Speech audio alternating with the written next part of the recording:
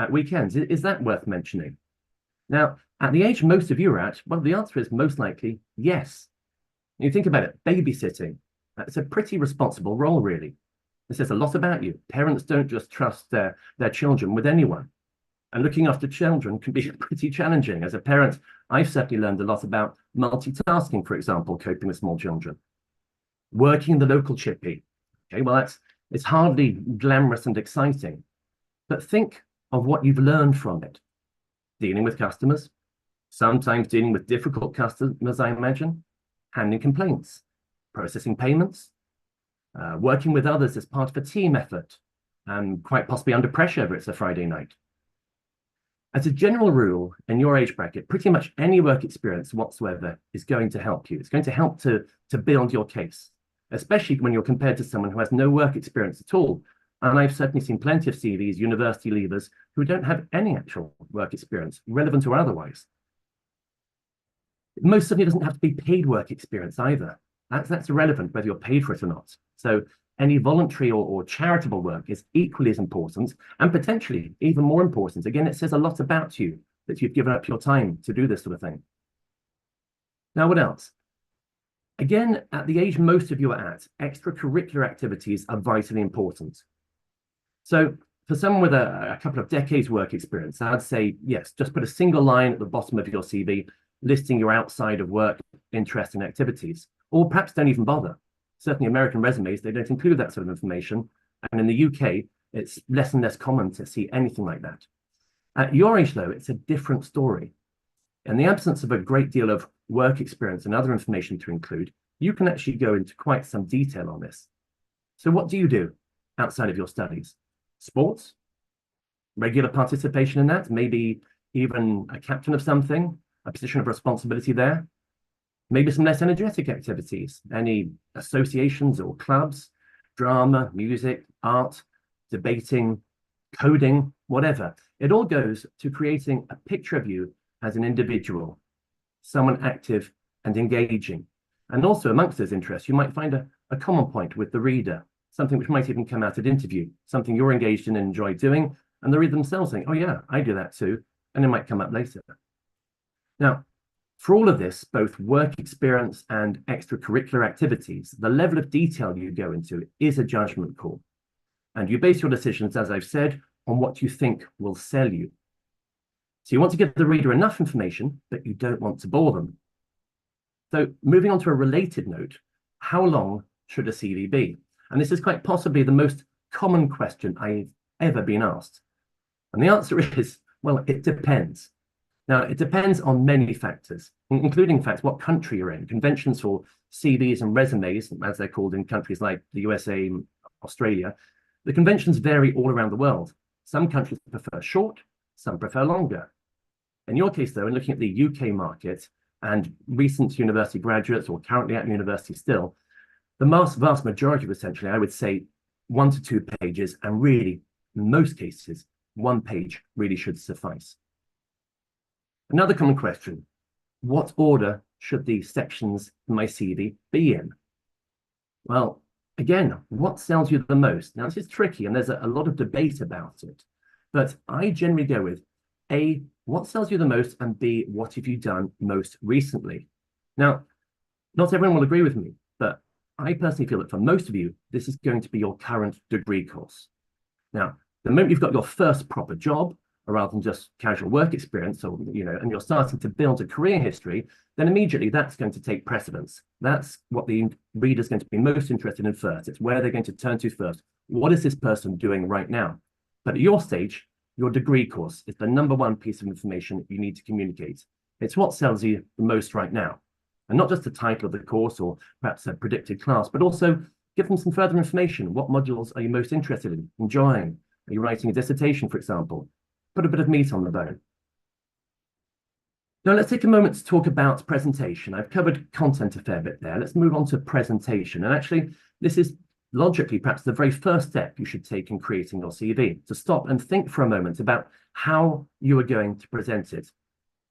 Most job seekers don't realize that actually the way their CV is presented can often be of more value in getting to the next stage of the application process, that's the interview, than the information itself.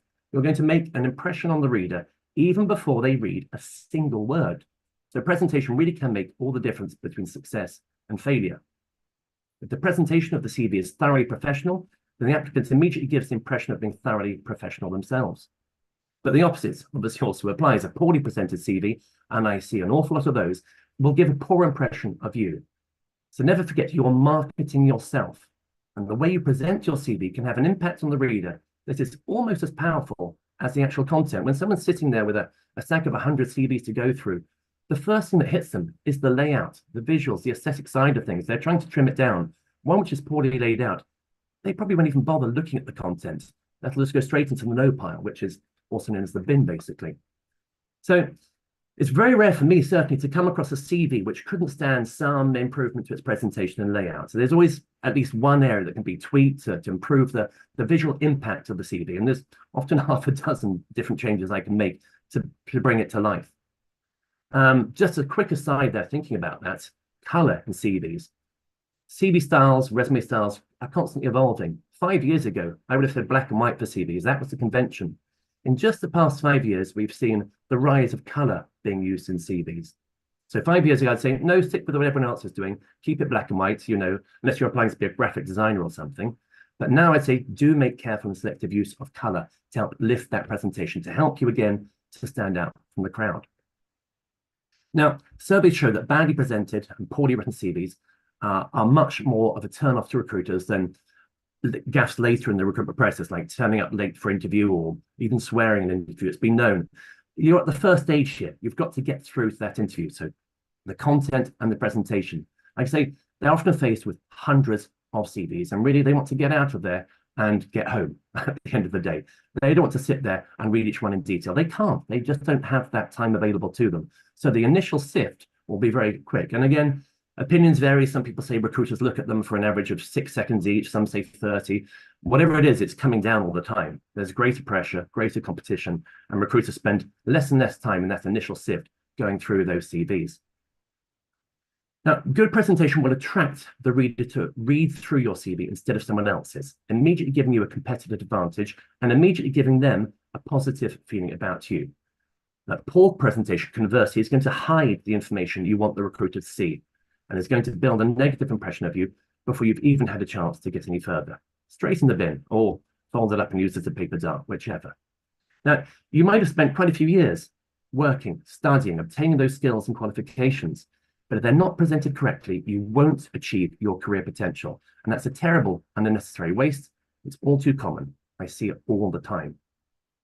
So content's vitally important, obviously, but enhancing the presentation of the CV, very much the sort of cosmetic surgery of the CV writing world, is very critical too, to make the right impact on the reader. First impressions, absolutely vital, and up to a quarter of CVs are immediately binned by recruiters just because of their presentation, before looking at the content at all. A quarter, just no, doesn't look right, straight in the bin.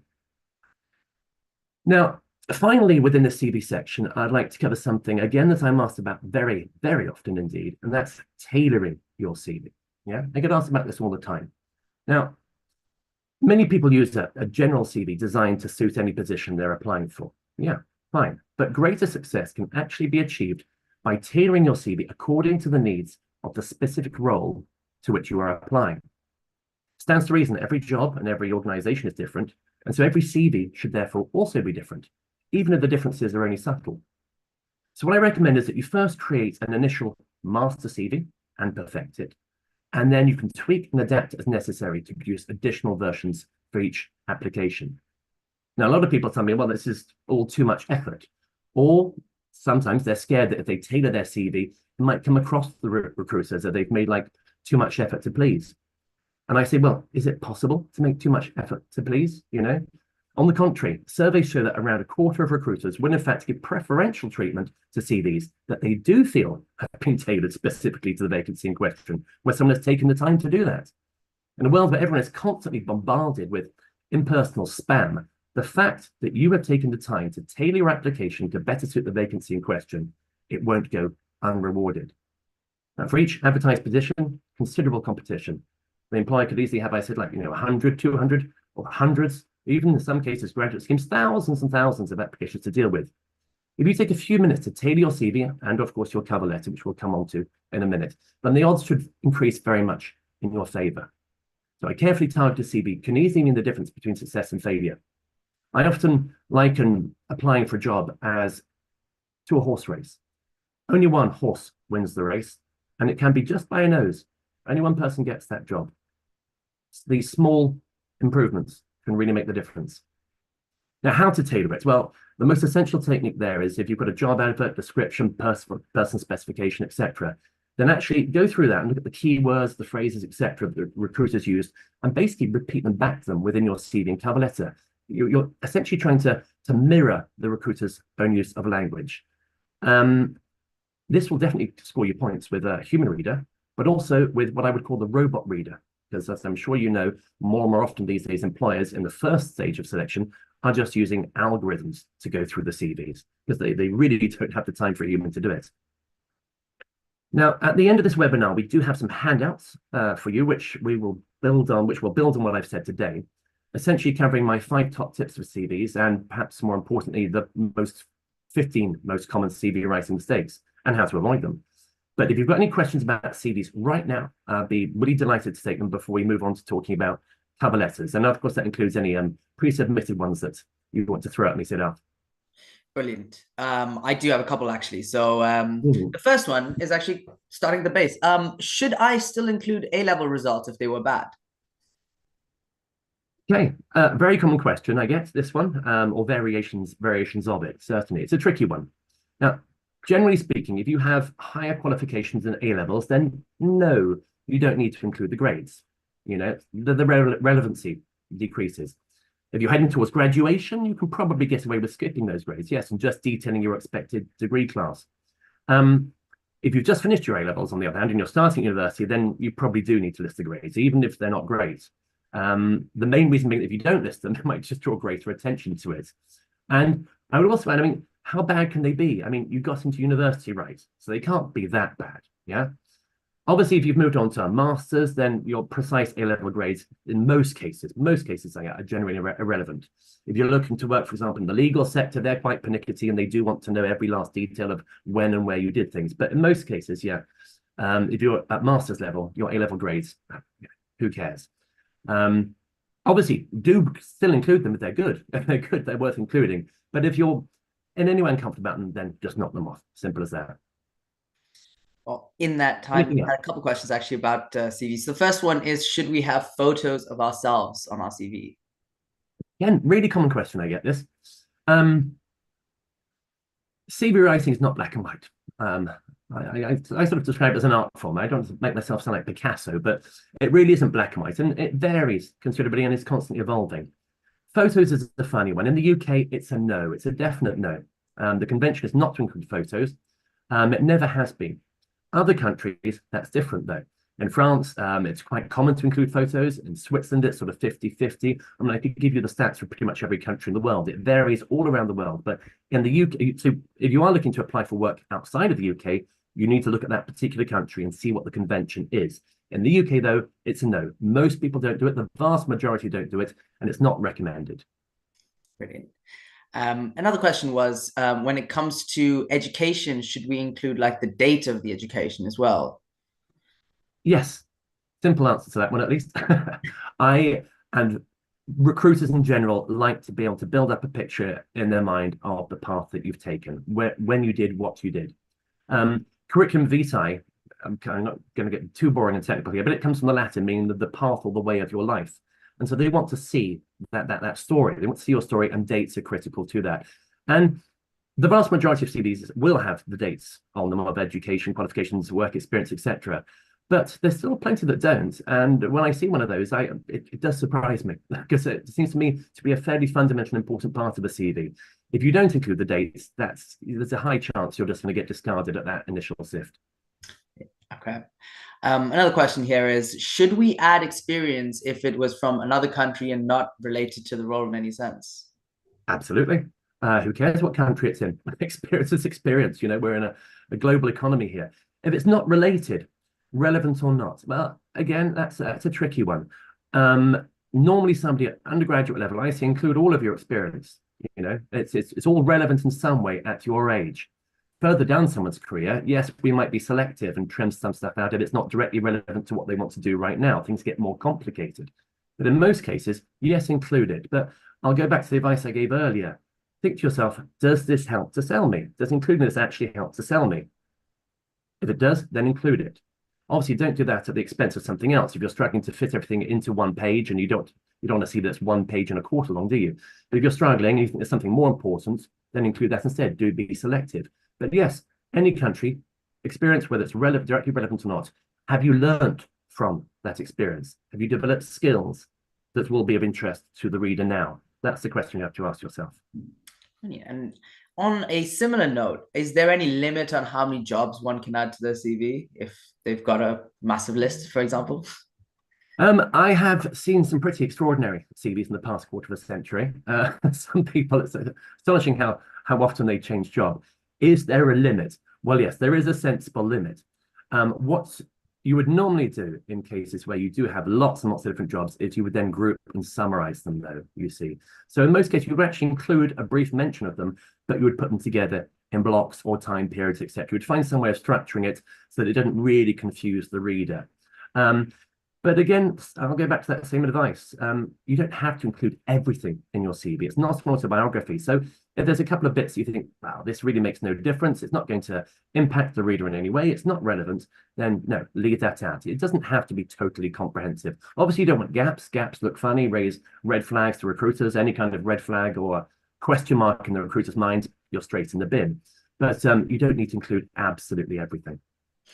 And on the flip side of that, what if my CV looks kind of empty? What if my CV looks kind of empty? Yeah, I get this a lot from school leavers, university leavers. Remember who you're competing with. Yeah, they're at the same stage of life. Their CVs are probably equally as empty or as full, whichever way is the glass half full, is the glass half empty, whichever way you look at it. The important thing is to really think, what do I have to offer? What have I done? And obviously you don't want it to be empty, really. It's, if you sit down and think about it, I said, even, babysitting work that you did, you might think that's irrelevant and unimportant, but no, it's a significant responsibility. I'm sure if you sit down and think about it properly, your CV won't be empty. I see many that start off empty, and then I say to them, okay, but have you done this? Have you done that? Oh, yes. Have you done this? Have you? Oh, yes. Yeah. Oh, I didn't think I'd include. Oh, yeah. No, do include it. It all goes to help build your case and to differentiate you from others. You're competing with people generally on the same level as you, aren't you? Coming out of university, etc., or halfway through university. So they're all in the same boat. Your goal is to just have that little edge on them. And here's an interesting question, actually, speaking about when you're talking about how it should be laid out. Are there any fonts that may be better to use than others? Does it matter, is the question as well? I could get very technical and nerdy here, but I won't. Don't worry. I'll keep it simple. And in fact, that is the best advice. Keep it simple. Stick to mainstream fonts. It is that simple.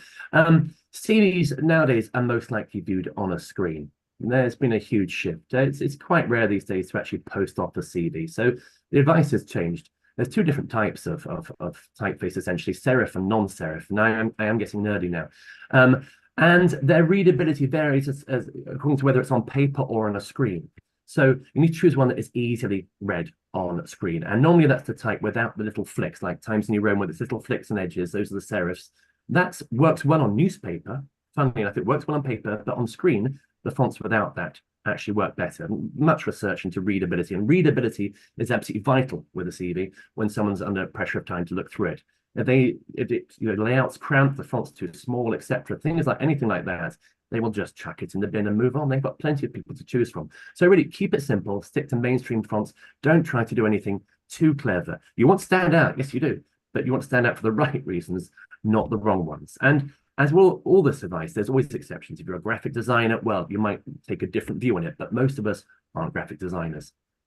Okay. Another question is, should I include my gap year?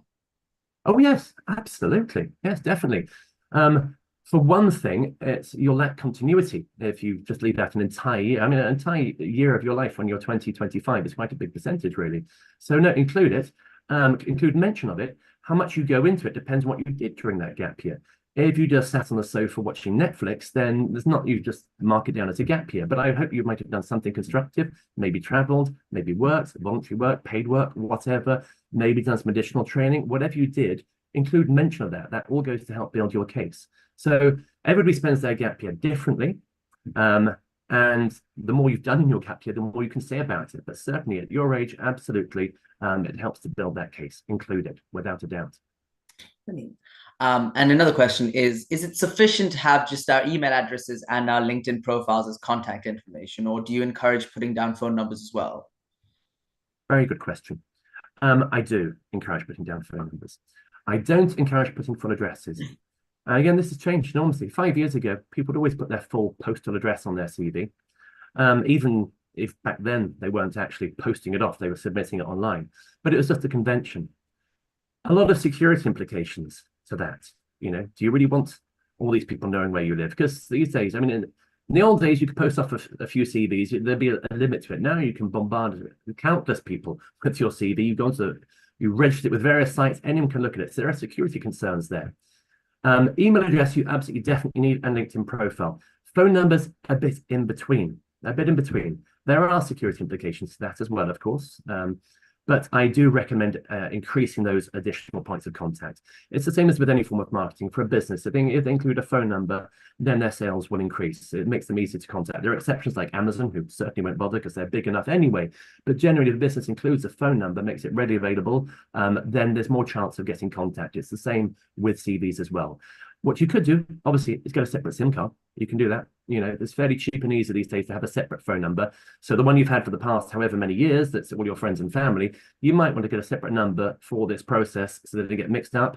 And then you find you have to change your phone number because somebody undesirable has picked up on your CV and is giving you undesirable calls, basically.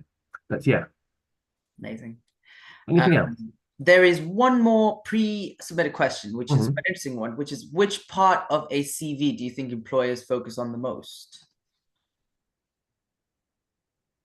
Well, that's kind of in your hands, really. It should be the part that's most important to you and that really gets your message across and that's most likely to immediately grab their attention. And if so, that's going to be right at the top of your CV. Again, much research into readability, etc., and how people read, etc. The first half of the page, what we call above the fold, etc., or even on a computer screen, the same thing. Above the fold, that's where they're going to go first. They're going to go to the top. And what you want them to see at the top there is, well, your name, those brief contact details, quite possibly what we call a professional profile, which does sort of give a written summary of who you are without resorting to cliches like, oh, I work well both on my own and on my own initiative and part of a team. That sort of those phrases that have been around for almost centuries now. So a brief description of yourself and then straight into it. What's going to sell you most? For our target audience here today, that's most likely going to be your education. Later on, it'll be your career summary, but you want it right there at the top. Possibly an achievement section, possibly a key skills section. Those are other possibilities that you might want to have there in that first half of the page. It does depend from case to case, but what are they going to be most interested in? Well, what you stick in front of their nose. Yeah, think about it carefully. And this last one isn't exactly CV, but it's actually do cover letters matter? Do cover letters matter? Well, yeah, I think that's a great one with which to move on to the next section, probably. Well, I would say yes. I mean, I've written an entire book about them. Of course they matter.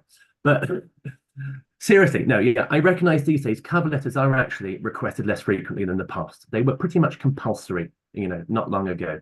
Now they are requested a lot less frequently. Again, it varies. It depends on country. It depends on sector. Teachers will always be expected to include a cover letter, etc. But for many jobs these days, no, they don't bother with cover letters. They don't really are asked for a lot less often than they were before. But they're still important. They are. You still need to know how to write one because there will be jobs where you do need to have one. Whether it's because you are going for teaching work, for example, or because they've specifically requested that there be a cover letter in the application. So many people will lose out at that stage, but not because of their CV, but because of their cover letter. The two go hand in hand, and people are often, I find people often readily blame their CV. Oh, I didn't get an interview. It must be my CV. And they give a whole lot less thought to the cover letter, and yet it's frequently the cover letter that actually is to blame for that lack of success. It's not just the CV, it's a package, you see. People think, my CV's no good. What about the cover letter? Oh, well, I just sort of send the same thing out to everybody. Right. Okay. Let's start there, shall we then? So when someone has hundreds of CVs to plow through, hundreds, or hundreds and hundreds, the cover letter is going to set the tone of that application. They might speed read the CV first of all, and then read the letter. Or they might just go straight to the letter. But the letter they like to read through. So the CV is going to be bullet pointed and carefully, neatly laid out, etc. So it can be speed read. A cover letter is actually written prose and paragraphs. They will actually read that. Now, so it'll set the tone of the application. And the idea, the goal of it, is to inspire the reader to turn over enthusiastically or flick across the screen to read the accompanying CV. So to extend what I said before, the CV is to get you an interview, the interview is to get you the job. Well, the cover letter is to get them to read your CV. For the CV to get you the interview, for the interview to get you the job. Okay, it is actually very important in cases where it's expected. So for me, what goes into it? I mean, it's the ideal opportunity to succinctly summarize and re-emphasize those skills and experiences that you've highlighted in your CV. But it's also going to give you greater latitude to express your personality, see more of who you are, your motivation. So the French will call it a lettre de motivation, to express your motivations, you see. That's hard to do in a CV. The cover letter is the perfect place to do that. So you want to focus attention on your strengths and possibly distract attention from any weaker points. Now, if you get it wrong, you'll probably find the recruiter won't even bother to read your CV. So do they matter? Are they important? Well, on that basis, definitely. Applications will be rejected solely on the basis of the cover letter. So we're going to move on to interviews. That's kind of more interesting perhaps than cover letters. So I'm going to keep this section short, but I said they are important, but I can summarize with a few key tips what you need to take into account when it comes to cover letters. The first of all is get through to the right person. You see so many letters that say, dear HR manager, dear sir, straight madam, and stuff like that, anonymous. You see so many letters that are basically identical to each other when people just send out the same letter. Find out who the decision maker is if you possibly can. Yeah, do a little bit of research. Yeah, a little bit of research online, their website, whatever. You might be lucky and they've given that name in advance, but in most cases they don't. Yeah. Even ring up the company and find out. Say, hi, I'm applying for this particular job. I've seen advertised on whatever website or newspaper or magazine, wherever it is. And I wanted to know to who to address my letter, please. A friendly receptionist will most likely give that. And when you're the person sitting there with a whole stack to go through, and they're all addressed to dear HR manager or dear sir, straight madam, and you get one that's, oh, dear me, you're like, wow, okay, that's interesting. And that will immediately get you to stand out. And that will immediately put you in a minority. So the best person to whom to address your cover letter is the person who's going to be making that decision whether or not to interview you. Yeah, that's the person. Letters addressed to a specific person will achieve better results. And you just have that much higher chance of making the grade if you do that. So small steps, quite easily done, but it really makes a difference. That's a key tip. Readability, which I've mentioned several times already. You need to communicate clearly, concisely, engagingly, and articulately. You need to think about the readability. Yes, your CV is a document that's easily scanned. Your cover letter shouldn't be too dense either. You need for the reader to be able to readily scan that quickly and effectively. They are still under pressure of time. Even if they're reading the letters, they're going to read them fairly quickly. So take your time to carefully, concisely phrase your thoughts. Don't rush over a cover letter. You know, sleep on it overnight. Write a first draft, go back over it and think, how can I make this language more effective, more punchy, shorter, to the point, but still getting my points across. You know, you want to make sure you get your message across, but you want to do it concisely so they can skim through it and go, right, interested. That's why, okay, good. And this is what, okay, I'll turn over and read the CV. I'm interested. 3.3 would be about the structure. I use the analogy of telling a story. I'm often asked, what's the best structure for a cover letter? Well, yeah, like all the best stories, the best letters, and this isn't just, you know, cover letters for jobs, letters in general, I feel, they have a strong and clearly defined beginning, middle, and end. There are 3 sections. There's a beginning, a middle, and end, just like a story. So beginning, your introduction. The middle, that's the meat of it, when you make your key selling points, etc., and explain why you're interested. And then the end, wrapping it up neatly. So it's really important to make sure your letters structured logically. You want to capture their attention, maintain an impact, okay, make an impact, and then continue. You want to maintain their interest, and then finish with a strong closing paragraph, like, please don't hesitate to contact me on this number, this email address, if you're interested in discussing this further. I'm very interested in this opportunity. I could phrase it better than that, but that's just off the top of my head. I'm a better writer than I am a speaker. more time to think about it. Fourth one is targeting and tailoring, exactly along the lines of what we discussed with CVs. The difference is, and the same principles apply, but the difference is the letter should be tailored an awful lot more. It's much more important to tailor the letter. The CV you can tweak here and there. Normally, for most cases, a core CV, and you make a few small tweaks here and there. The letter, no, I'm afraid you're going to have to put more effort into it. It needs to be tailored an awful lot more. It needs to be tailored according to the specific organization you're applying for and to the specific role. It really makes all the difference, because nobody likes being spammed. I can tell you, a recruiter, when they pick up the letter, they can tell that same letter's been sent to 10 other jobs. It was just one sentence changed or something. No, they need to, if you're asked for a letter or a letter's expected, they need to feel like this letter has been written to them, and they will quickly see through it if it hasn't. So tailoring, I mean, I wouldn't even describe it as tailoring. I would describe it as targeting. You start each one more or less from scratch. Yes, you'll use some of the same phrases, etc., but build each letter from scratch. And the final point, and people often laugh at me when I pick this one up, I say is check your spelling and your grammar. Same for CVs too. And the reaction I get to this when I talk about it is, well, of course I won't have any spelling or grammatical mistakes. Obviously, I mean, I'm going to work on this hard and look at it carefully. Research shows that 60% of CVs and cover letters have at least one linguistic error. By that I mean spelling, grammar, or a typo. That's more than half, okay? And often, I try to point it out to somebody, I say, well, actually there, and they'll still stare at it and not see it. Because when you've written something yourself and you've stared at it for hours and hours getting it right, your brain works in mysterious ways and will skim over that and won't even notice it, yeah? Simply asking someone else to cast their eyes over it, they might spot it within seconds. So always get somebody else to review your work. 2 or 3 other people to say, can you just read this through for me, review it? I do that now as a writer even. I will get someone, I'm a professional writer, but I will get someone to review my work, because when I've been staring at it for hours, my brain will switch off. So do check your spelling, grammar and linguistics, but more importantly, perhaps make sure somebody else checks it for you, because that's really, the best way to pick up on them. So any questions on cover letters, Siddharth, before we move on to interviews? None on cover letters. There is just one more that came right at the end of the CVs, which was, okay, fire away. Is it a good idea to have a couple introductory sentences at the start of your CV to summarize your experiences and skills that link to the job requirements? Absolutely. I touched on that.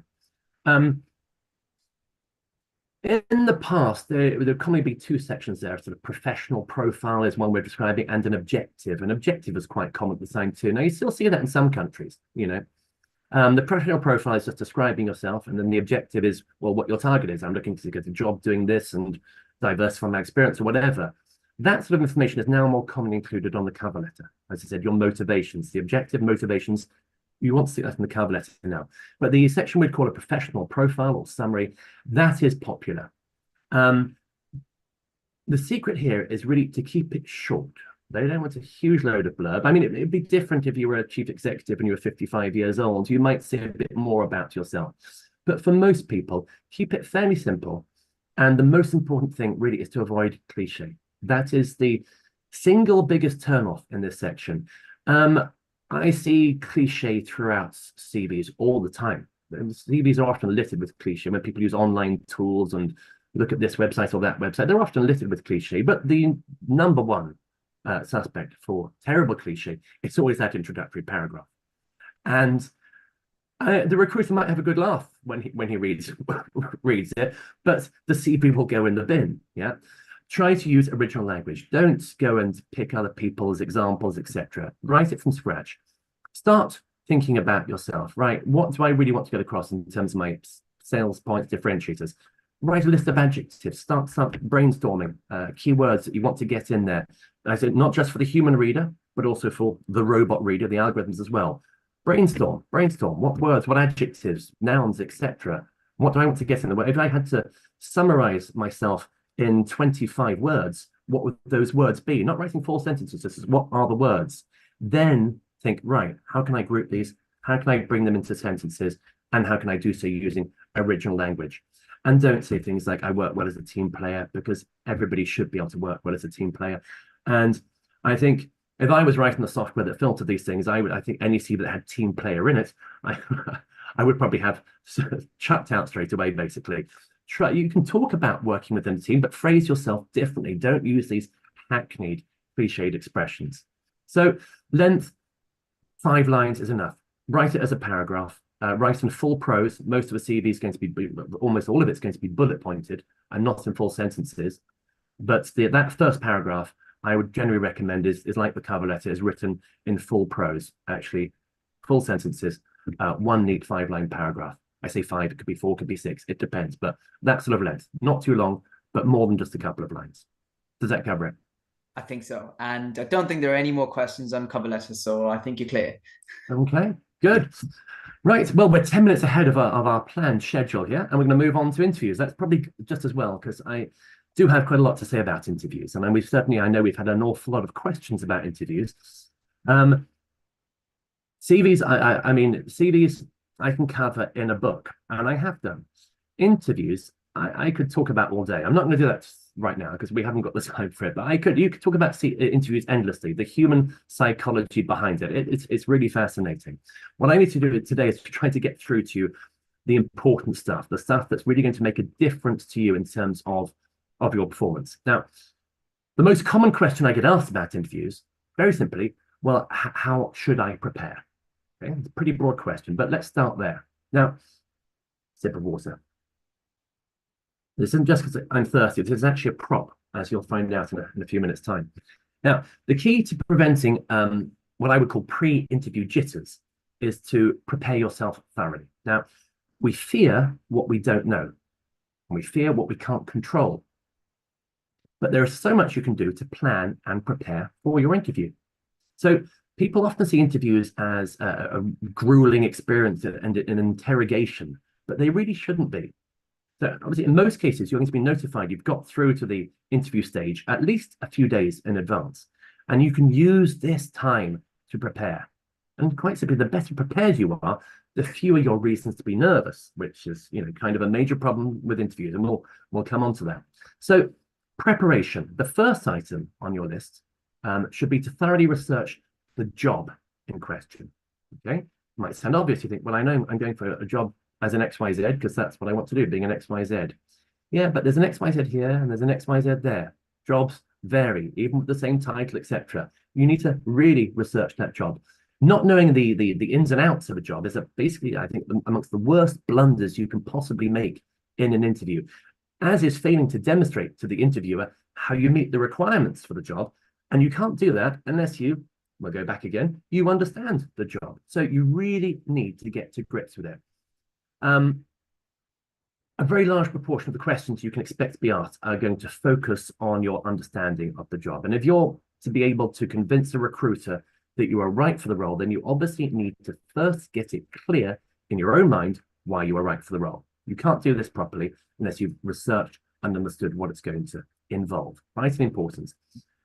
The information available to you might be limited, but whatever information you have, do scrutinize it, do get that highlighted around, etc., and mark up the keywords. Do really get to grips with it. Really understand what they're looking for, what they're asking for, because a job doing one particular trade or profession in one organization could be very different to another, or even the same job within the same organization. Yeah, so really go through it with a fine-tooth comb, or in my case, I'd normally use a highlighter pen. Mark it up and get your head around it. But not just the job, you also need to research the organization itself, okay? So a number of popular interview questions designed to probe and assess your knowledge of the organization to which you're applying. And an interviewer is going to expect you to have done your homework, okay? If you're unprepared, you're going to be unable to adequately answer these kinds of questions, and it's going to be a big black mark on your application. They will see straight through it. So just as a lack of knowledge of the job in question is going to count against you, a lack of knowledge of the organization will betray a lack of effort on your part. That's the common theme here. Yeah, it goes back to what I said earlier about targeting and tailoring. And some people say, oh, but won't it be obvious that I tailored my CV?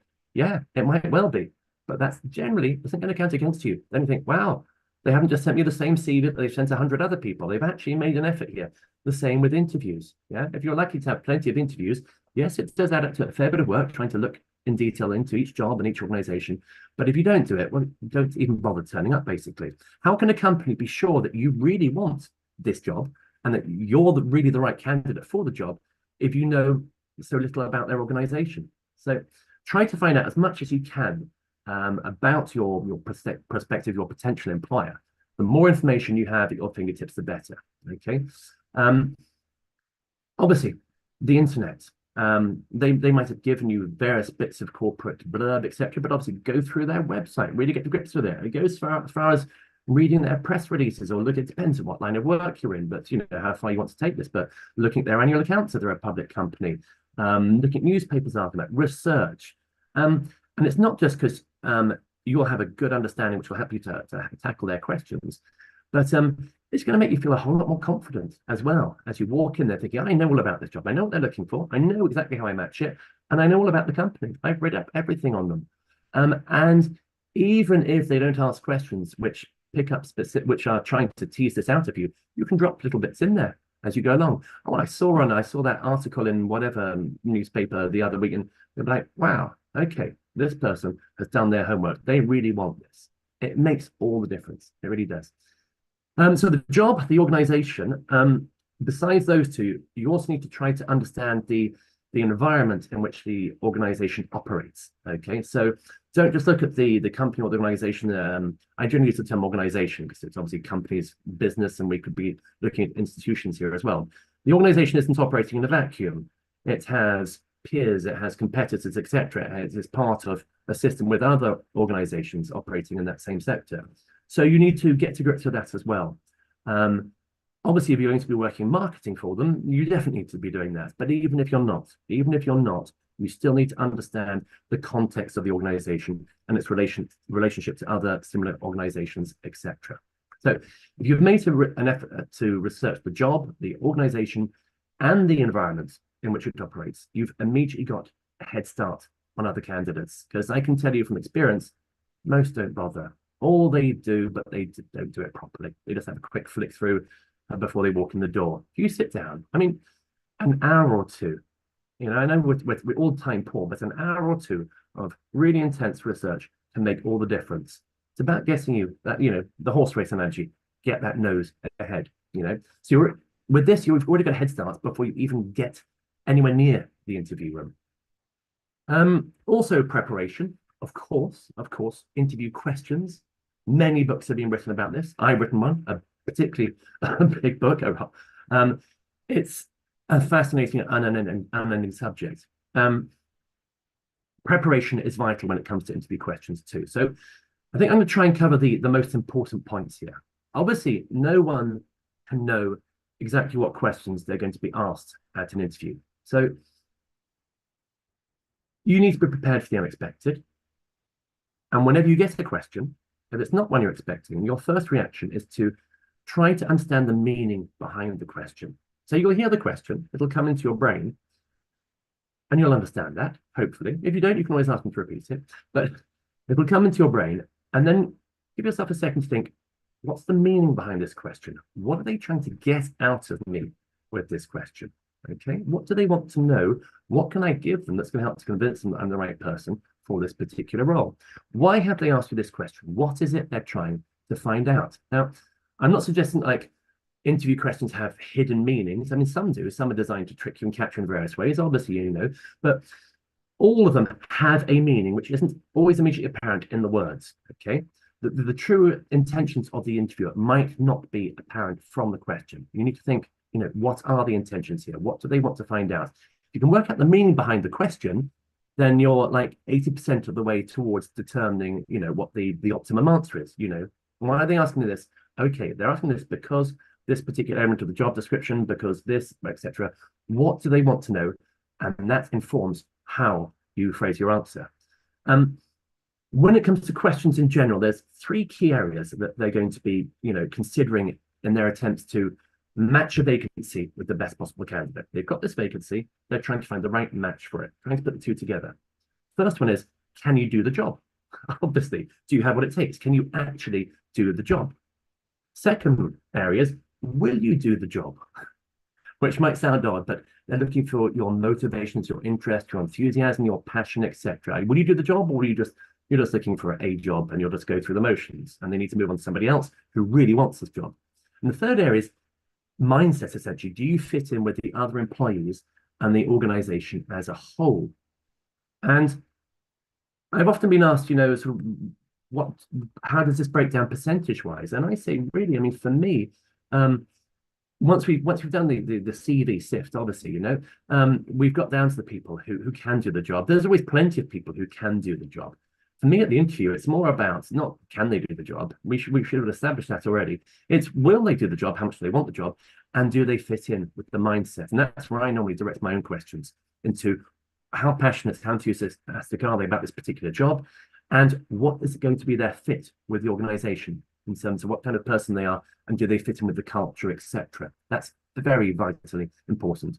One of the most common reasons people leave a job after a short period of time is because they're just not the right fit for the culture. They can do the job, but they just don't fit in. They're not happy. The others aren't happy, basically. So those are the three key areas they're looking at. And all of an interview questions, interviewers' questions are going to be addressing one of those three areas in one way or another. So when it comes to the questions, you also need to think in advance, what are they likely to answer you? I'd say perhaps, write those three areas down and think under each category, what are they likely to ask me? What do I guess they might ask me? And obviously start working through potential answers. Don't script them and memorize them because you sound like a parrot. I've seen too many people in interviews who sound like a parrot. You ask them the question and they go, no, no, no, no, no, no. And they're just reading it off because they've memorized it. That doesn't look good. You need to look spontaneous. So I'd say don't script it, but you can write bullet points to absorb. So you've got that answer ready there. You know what your bullet points are, and you can talk naturally about it. A lot of speakers use that technique, for example. They use bullet points and then talk around them. But be prepared for the unexpected. There's bound to be questions that you're not expecting. But the approach there is hear it and immediately say to yourself, what is the meaning behind this? And which one of these categories are they trying to dig down on? Now, that's preparation general research, and also preparing for your questions. Another important area I think I need to cover under preparation is your mental preparation, okay? So naturally, funnily enough, and I'm sure you all know this, interviews can be a little stressful, especially if you don't have a great deal of experience. I mean, they get easier as you go along, but it's an intense situation being interviewed. So I want to talk about that a bit next, your mental preparation for it. Let's start with nerves, okay? Now, we all experience nerves, and nerves are actually often useful if you know how to harness them. They're often a useful tool for sharpening up your performance. But if your nerves take over to the extent that they interfere with your ability to come across well at interview, then it's clearly a problem. Now, what causes these nerves? Nerves are commonly caused by having lots of negative thoughts rattling around in your brain. So obviously, try to relax, calm your anxious mind, and think positive thoughts. Right? I find it helps to remember that everyone gets nervous to some degree before an interview. It's perfectly normal, adrenaline. Of course, the better prepared you are, well, then the less nervous you're likely to be. So that goes back to the preparation in terms of research and the questions. You will be less nervous the more prepared you are. Okay, so it really is a win-win. Prepare, research, plan, and it'll help to cope with your nerves as well. But you're never going to completely eliminate nerves. It's a very different situation to sitting at home watching Netflix. You are going to be slightly on edge. So the secret is to I say, channel that nervous energy. Try to use it to your advantage. Deep breaths, focus, concentrate, and be determined not to let nerves spoil your day. Now, most professional recruiters are trained to make allowances for the fact that you're going to be a little on edge, and they'll be used to this. It's fairly normal. It's a natural instinct to feel threatened by an interview. As I said, adrenaline, your body's going to be pumped full of adrenaline. You're ready to go. But adrenaline isn't your best friend when you're trying to present yourself to the best of ability. Now, it would have been hundreds of thousands of years ago when you were cornered by a saber-toothed tiger, but you're not. You're in an interview room, okay? And that adrenaline isn't going to help you. So I think one really useful tip someone said to me a long time ago, which I often say to people, and actually often say this to myself now, if I'm doing something intimidating like live TV, I'll run this through my head, is bear in mind that you always feel more nervous than you actually look. Once you realize that, you should feel a lot calmer. You might be nervous inside, but only a fraction of that's showing outside, Having that in your mind, I find it really calms me down, Yeah, if I'm doing a live television, I walk in there, I've got a bit of a wobble in my legs. Why? Adrenaline having an impact on my muscles. It's this basic human biology. Yeah. But I know that I'm going to sit down. They won't notice my knees wobbling. It'll be fine. I'm not going to look as nervous as I feel. I might be tense inside, but it's not going to be showing as much on the outside. And just thinking that is enough to help calm you down a bit. That's a really useful trick. Yeah. Some other important tips to help calm your nerves, etc. To increase your confidence. I'll come to confidence in a minute, actually, but to reduce your nerves there. Bear in mind, the interviewer is not your enemy. Like I said, this isn't an interrogation. Yeah. People often see it as an interrogation. They're like, I'm here, rabbits in the spotlights or bright lights in my face, whatever, and I'm being grilled and interrogated. No. Again, psychology, I say to people, don't think of it as an interview in that sense. Think of it as a conversation. You and someone else. Okay, it might be a panel interview, but either way, it's a conversation. You're part of that conversation. It's not just question, answer, like an exam. No, they're not your enemy, and they're really not your enemy. Remember, they're trying to find the right person for the job. They want it to be you. They want it to be you, so they get right, tick, done. I'll pay lip service to the rest, and I'll get home. They want it to be you. They're normally on your side. Okay.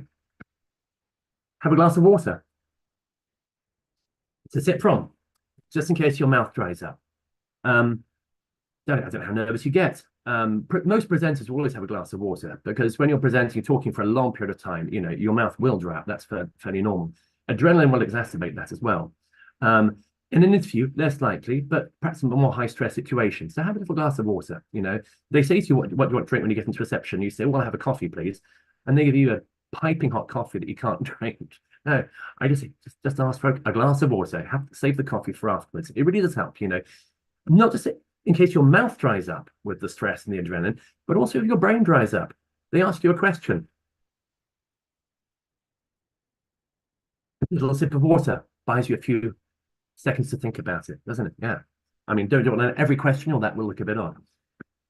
Calm down. Take slower, deeper breaths. Actually calm your body down. Deep breaths will calm you down and actually get more oxygen into your brain for it to function. You can do this in reception when you turn up. Don't turn up at the last minute. Get there early. Have plenty of time to just sit there. I mean, being late for interviews is a very common reason for people to not get a job. You'd be surprised, like with spelling mistakes in CVs, you'd be surprised how many people turn up late for interviews. But, get there early, sit down and have time to compose yourself. Deep breaths, calmly in reception. Have your CV in front of you, read through it a bit, preload your brain, get some oxygen in there. Deep breaths really calm down the body. It's human biology. Smile, again, human biology. Smiling is actually a natural relaxant. If you smile, and actually it's been proven by scientists, real scientists, that it actually relaxes you and calms you down. Yeah. And if you smile, and we have a demonstration right now, if you smile, people will smile back at you. Again, it's a human reflex. If you smile, they'll smile back at you, and they will feel more relaxed about you as well. Okay, it'll make a good impression on them too. Another one, I'm going to admit to using this one myself as well. If I'm doing something high stress, I say like BBC News live in front of, I don't want to know how many millions it is, but it's a lot. I visualize the end of it and walking back out to freedom, quite simply. You can do that too. You're stressed about this, you're nervous. Oh, I really don't want to be here. I'd much rather be somewhere else. I've got to do it. I want to do my best, but this isn't exactly what I would call fun. Okay. Well, sit there, visualize the end of it and walking back out. So I'm going to go there, I'm going to do it, I'm going to give it my best. And then afterwards, I'm out of here. I can go and see a friend. I can go and sit and have that coffee. I can relax. Focus on that. I'm going to go and do my best. It's not forever. It's going to be tough, but in half an hour's time, I'm out and it's over. Again, visualizing psychological techniques. And finally, quite simply, what's the worst that could happen? Yeah, after all, it's just an interview. Tell yourself that too, Okay, it could go hideously wrong. It could do. That's always a possibility, but it is just an interview. There will be others. Don't put undue pressure on yourself, because it's going to be counterproductive. Now, I mentioned confidence earlier. So confidence. Confident people inspire confidence in others. Like, it's almost contagious. Doesn't matter if they're any good at what they do. We can see this with some of our politicians, if they're confident about what they say, it does inspire confidence in others. Again, human nature. Confidence is almost contagious. Now, if you appear confident that you are able to do the job and confident within the interview setting, the employer is likely to be more inclined to believe that you can do the job, basically. Confidence is critical to a successful interview. Obviously, this comes straight on from nerves, basically. Nerves, stem those nerves, and you're naturally going to be more confident and look more confident. Important not to go to the other extreme and appear overconfident or arrogant. I mean, that's, and that's actually, surprisingly common in interviews. People are often one extreme or the other. They're either dreadfully nervous or they overcompensate and they come across as hugely arrogant and overconfident. So strike a little balance there. Yeah. Just, appreciate your strengths, what your strengths are. Know that you have value yourself accordingly, and if a prospective employer has invited you for an interview, then you obviously have something that appeals to them. Yeah. Interviews are expensive, time consuming, and they're not going to be making this effort unless they felt you had significant potential. Okay. So be confident with it. And finally, I think on mental preparation, enthusiasm. Now, again, there's the fine balance here. Don't overdo it.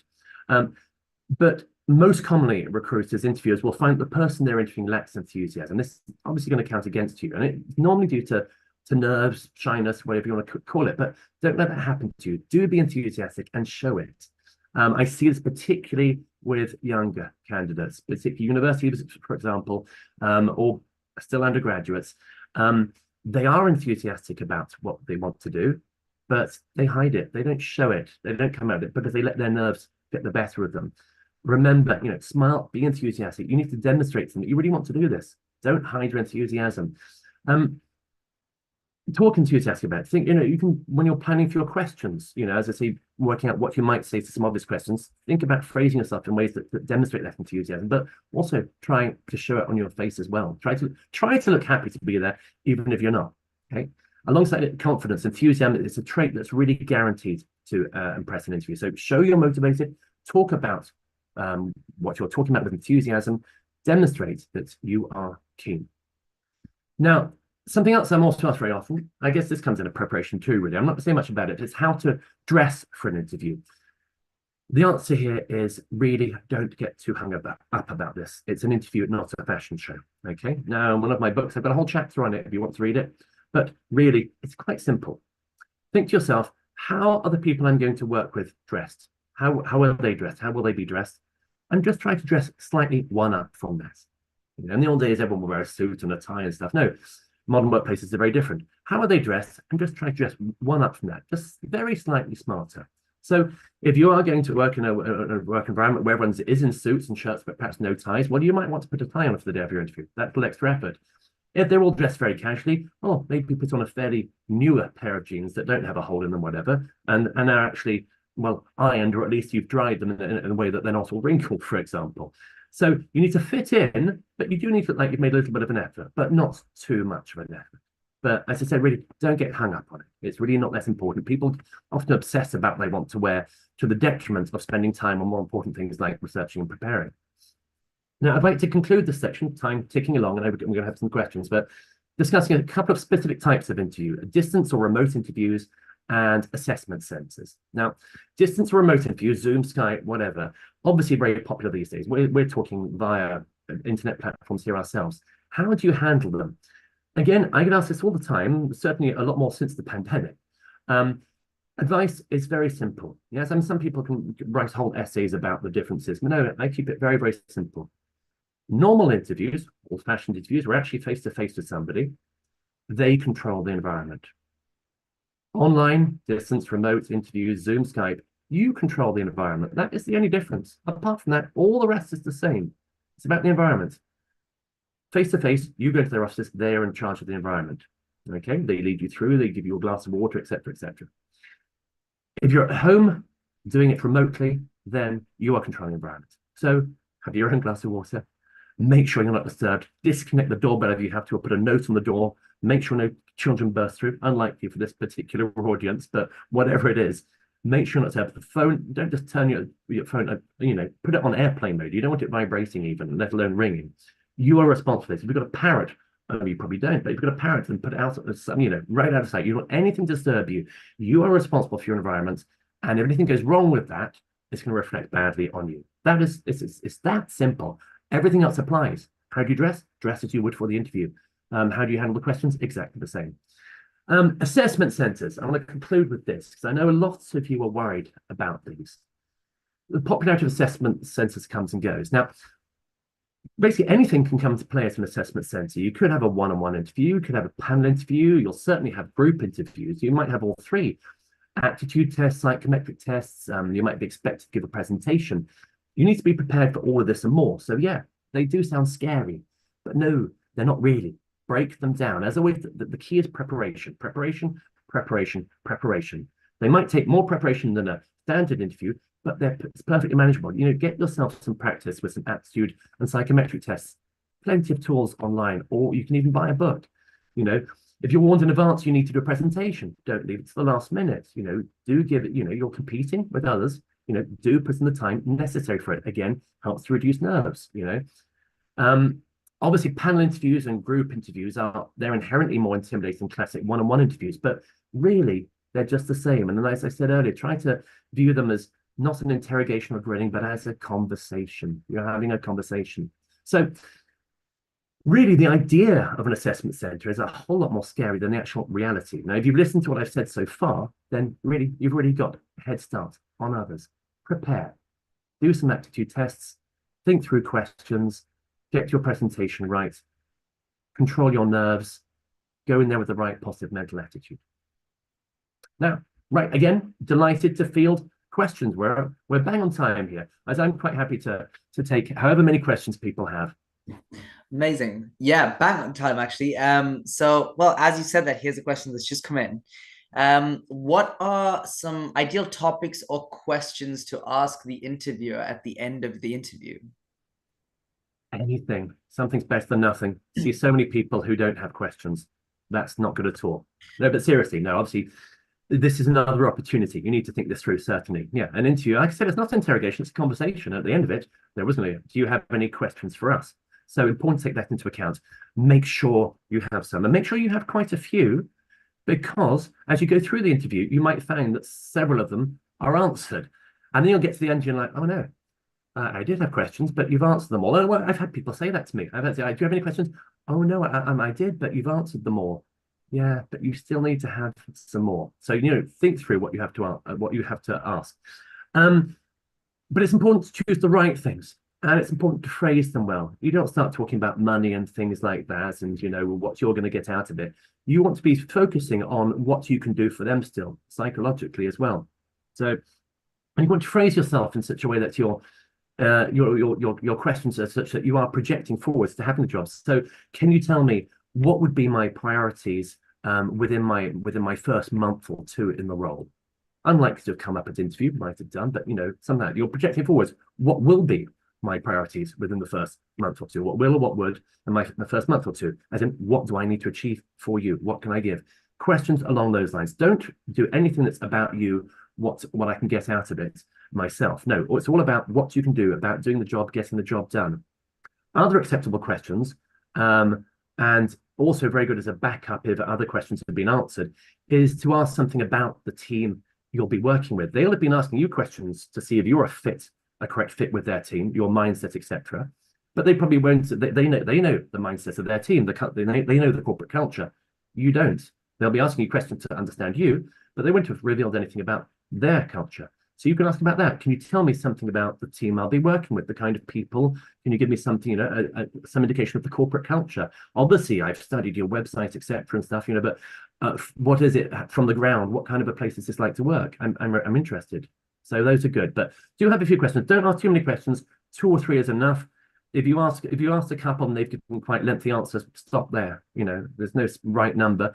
If there are a couple of questions and the answer's very short and simple, perhaps move on to a third, but do have something to ask. Brilliant. There is a pre-submitted question, which is, how should I answer the question about weak points? Because that's generally something that gets asked, isn't it? Sip of water to think about this. Yeah, I mean, this is such a common question. You know, do you have any weaknesses, or what are your weaknesses, etc. It's such a common question that it's become a cliche. I mean, personally, I would never ask this. I'd feel too silly asking someone this in an interview. I don't think I ever have done throughout my career, but plenty of interviewers still do, or they will phrase it in other ways that don't sound quite so silly and cliche, because obviously part of the process is to identify weaknesses. That is part of the interview process. So the more experienced, qualified, intelligent interviewers will avoid this direct question, but will probe in other manners. But really, what's the interviewer trying, again, what's the meaning behind the question? Like I said earlier, what's the meaning behind the question? What's the interviewer trying to achieve? Now, they're trying to identify any weakness which might be actually be detrimental to your ability to undertake the role, obviously. But they're also trying to see how you react when faced with what is obviously ostensibly a tricky question. And I think they also, there's a third element to this with this question, is they want to assess how self-aware you are and also how you define weakness. But those are perhaps separate, how self-aware you are in terms of knowing your own weaknesses and also how you define weakness, what your definition is there as well. So those are the meanings behind it. So it's a tricky question, superficially a somewhat negative question, but for me, it's full of opportunities for you to turn it around to your advantage and make your answer a positive point. So certainly don't be perturbed or be thrown off balance. Your answer should be right on the tip of your tongue, okay? Obviously, do focus on proper weaknesses. That's a first important point to make. Don't try and just brush it off. Do actually focus on your weaknesses. And somebody, well, I don't really have any particular weaknesses. No, that's not going to cut the mustard. Okay, definitely not the answer they're looking for. Okay, they want to know that you're able to look at yourself objectively and criticize yourself and potentially others later where appropriate. If you honestly don't think you have any weaknesses, well, then that is a weakness, okay? It's very, very simple. And you will come across as being very arrogant, which in itself is a weakness. And nobody who wants a perfect candidate, So clearly you don't want to come up, with a straight line. For me, there's two choices here. You can talk about a weakness that's not really a weakness. But I would further, the class, I'm a bit of a perfectionist. I work too hard, along those lines. Not that cliche, but along those lines. But no, my favorite strategy is to talk about a weakness that you have turned or are turning into a strength, So, think about something you're working on. Everyone has a weakness. I mean, for me, I'll tell you all now. My weakness is finance. I'm a pretty good businessman. I'm not just a writer, I'm also an entrepreneur. Finance is my weak point. I don't like finance. I'm not interested in it. I have to do it. How have I compensated for being weak with finance? Well, I've undertaken various courses and training and stuff, and I've tried to educate myself in the finance that I need to know. So there's an element of your skill set that is perhaps possibly required for the job, but hopefully not a critical element of the job, but it's a weaker area for you. You can say, well, actually, okay, I'll admit that, finance isn't my thing. I much prefer X, Y, or Z. But I'm working on it, certainly. I've taken this course, that course, and I intend to continue learning on it. You're demonstrating a willingness to learn, adapt, and improve. You've got initiative, and you can make change where change is due, basically. So, something which has its root in lack of experience and is being overcome by further training is ideal. Something like that. It's a weakness is a weakness, but it's relatively easily resolved.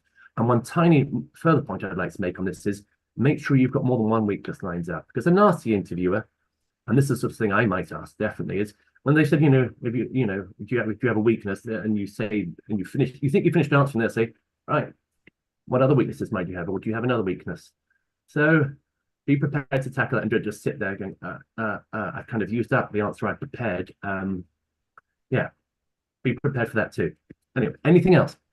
Well, I'll leave the chat open just in case anyone has any more specific questions, but we did have a couple pre-submitted questions that were also a bit more general. So one of those is probably something a lot of these students and a lot of us have thought about is, how can you get hired if you lack experience?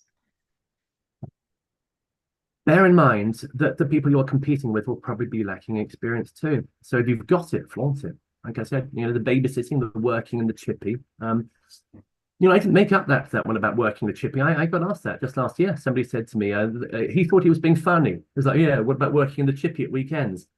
And expected me to say, oh, and I said, no, actually, very good point. Because working, if you've got it, flaunt it. Make the most of the experience you do have.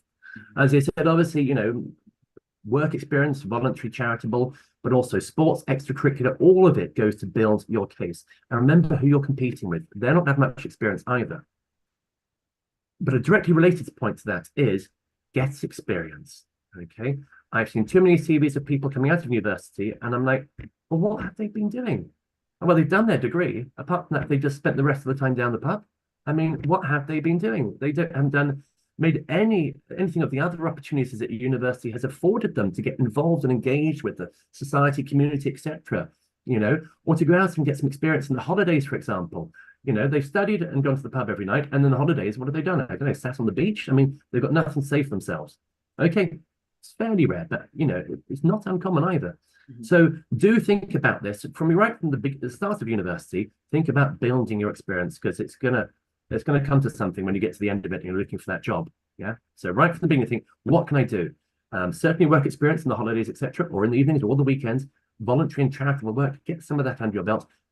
Maybe you're not into sport. I'm certainly not. So don't worry about that. But some sort of activity where you're engaging with others at university. I said it could be amateur dramatics, whatever. Try and build those sorts of things so that you can then have that in your CV ready to go. Amazing.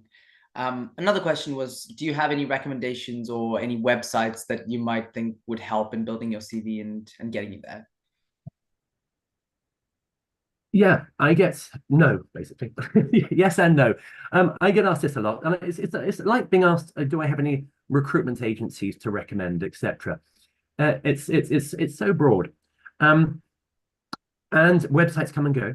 Obviously, some big ones stay. I mean, and they'll be known, JobSite, Monster, etc. Recruitment agencies come and go too. The answer to this actually is, don't ask me. Find out for yourself. Okay, what are you looking to do?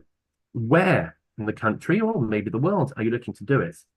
Then identify yourself which are the best websites for that, and all the best recruitment agencies, etc. I mean, I know loads of websites, I know loads of recruitment agencies. Yeah, I do.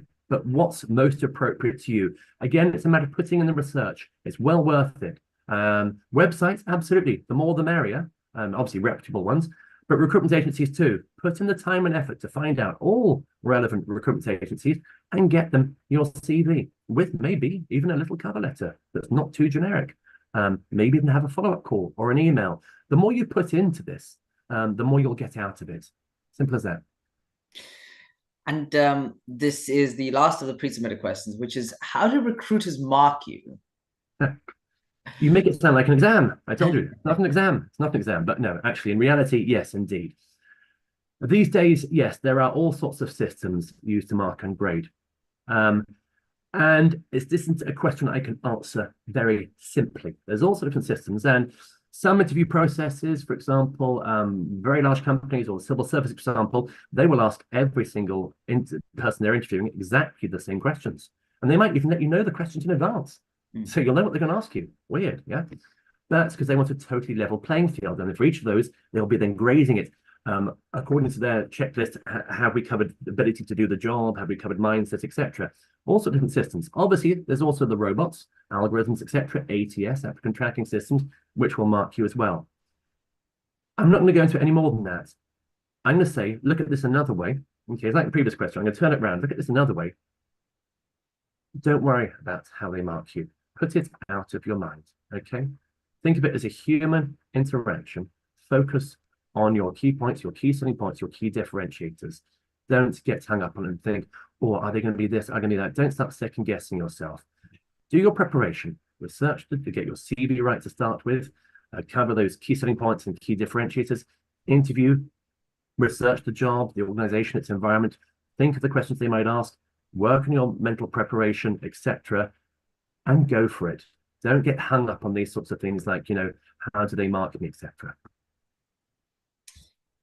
Anything else? Yeah, well, we've had one last question, which is a bit broad, but I'll just pose it by the way, which is, do you have any recommendations for good places to look for work experience or part-time jobs? Specific places. Again, I'm going to kind of dodge this question. Not that I'm a politician or anything, but I'm going to kind of dodge this question slightly. I mean, yes, obviously I know places, but what you're looking to do and where you're looking to do it, etc. Again, I would say it's the analysis of this and think about, if you certainly absolutely do be looking for work experience, part-time jobs, etc. Absolutely do be doing it. But be thinking about it carefully. Choose wisely. Doing something, anything's better than nothing. Trust me, working at the weekends in the local chippy, I keep using that example, that's better than nothing. Absolutely, yeah.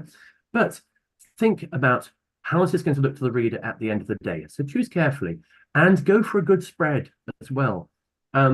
Yes, I have seen CVs where somebody's done the same summer job every year whilst at university. Like, that's good, that shows consistency, etc. But then it's also, particularly at that age, it's limiting their experience. I prefer a bit of diversity. Okay, so maybe, okay, if you do have the same job every summer, fine, but also have done some other stuff in other holidays, etc. I want to see a diversity of experience. I want to, the people have actually got out there face to face with people, or been in an office and, not face to face with colleagues, but not with the public. So public facing or not public facing. I also like to see, as I say, charitable and or voluntary work as well. That's very important. Lots of brownie points for that.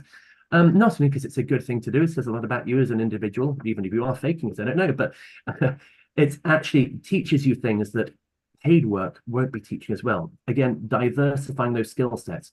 If the reader, and I say the reader, I mean, the recruiter or the potential employer is looking through the CV and they see these things, they see a nice, good, broad spread. They think, hey, you've done babysitting and you've worked in the chip shop. You've done some helping out on admin in an office. You've done some voluntary stuff, some charitable stuff as well.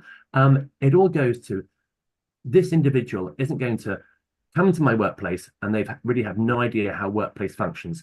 They've actually functioned in a number of different scenarios and successfully, and they've told me I can call these people up for reference if I want to. That's how I would answer this question. Okay. And we've had one last question that's just come in, which is it okay to make jokes during an interview? Yes, absolutely. I mean, depends on your sense of humor, I suppose. Yes, obviously be reasonable with it. I mean, when I'm giving presentations, I often include a few jokes, and I have to be careful about what I say. It's but yes, absolutely. Yes, it's like I said, it's a conversation. It's not an interrogation. I mean, you're not actually applying to be a comedian, are you? So, within bounds and limits, but certainly smile, have a sense of humor. If there's something to have a little laugh about, go for it. Absolutely. It makes you a human being. It makes you memorable. It's not an interrogation. It's a conversation. And in any conversation with anybody, there would occasionally be something that comes up and you have a laugh about it. So an interview is no different. Good question. And I think we are coming to the end of it, and everything else seems to have been covered by you as well. So I just want to take a second, James, and just say thank you so much, first of all, for kicking off Careers Brief. And again, probably, like you said, the first important step in getting a job is the CV and then the cover letter. So probably right that we kicked it off with the CV event. So thank you so much for taking the time out and actually talking to us. And as I had mentioned earlier today as well, you can get James' books from your student portal now with 20% off. And if you register for events, as you did for today's, you will stand a chance to win a bundle, which does include James' books as well. So keep an eye out there, and we'll be sending out an email with links to the video as well as an opportunity to buy the books.